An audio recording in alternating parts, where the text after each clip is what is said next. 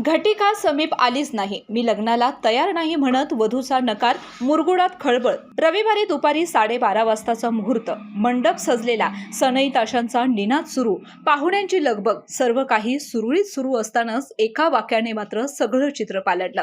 मी लग्नाला तयार नाही। नटून थटून आलेल्या वधूने ऐन क्षणी नकार दिला। उठलेल्या पंगती आणि गावातील प्रतिष्ठित मंडळींच्या उपस्थितीमध्ये सुरू असलेला लग्न सोहळा ऐन क्षणी कोलमडला आणि शहरामध्ये एकच खळबळ उडाली। या लग्नासाठी दोन्ही कुटुंबियांनी मोठी तयारी केली होती। घुगुळ, हळद, साखरपुड्यापासून ते मंडप उभारणीपर्यंत सर्व विधी पार पडले होते। अक्षता टाकण्याची वेळ जवळ आली असतानाच वधूने अचानक प्रश्न उपस्थित करत लग्नास नकार दिला। तिच्या या भूमिकेमुळे उपस्थित पाहुणे, नातेवाईक आणि विशेषतः वरपक्ष स्तब्ध झाले।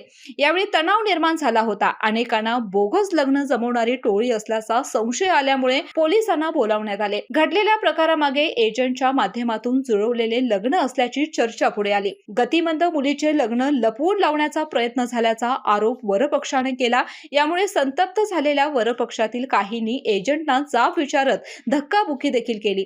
परिस्थिती ताणली गेल्याने पोलिसांनी तात्काळ हस्तक्षेप करत जमाव शांत केला आणि वधूच्या सर्व मंडळींना पोलीस स्टेशनमध्ये आणण्यात आले। वरपक्षाने लग्नाच्या तयारीसाठी झालेला 2.5 लाख रुपयांपर्यंतचा खर्च परत मिळावा अशी ठाम भूमिका घेतली। रात्री उशिरापर्यंत दोन्ही बाजूंमध्ये पोलीस ठाण्याबाहेर तडजोडीचे प्रयत्न सुरू होते। या घटनेनंतर शहरामध्ये विविध प्रतिक्रिया उमटू लागल्या। वाढत्या वयातील मुलांच्या लग्नासाठी एजंटावर अवलंबून राहण्याची प्रवृत्ती, बनावट कुटुंबे आणि फसवणुकीच्या घटना यावर नागरिकांनी चिंता व्यक्त केली। ग्रामीण भागामध्ये अशा प्रकारच्या टोळ्या कार्यरत असण्याचे प्रकार घडत आहेत। अनेक मुलांची लग्न उलटून गेल्यामुळे अनेकांनी एजंट मार्फत लग्न ठरवायचा प्रयत्न केला आहे। मात्र फसवणूक झाल्यामुळे अनेकांचे मानसिक संतुलन बिघडून तरुणांच्या मध्ये भीतीचं वातावरण निर्माण झालंय। न झालेल्या लग्नाची ही घटना दिवसभर चर्चेचा विषय ठरली। केके न्यूज साठी कागल प्रतिनिधी ओंकार पोद्दार। गोकुळची बासुंदी पुन्हा खावीशी वाटतेय। खरं सांगू, मलाही खावीशी वाटतेय।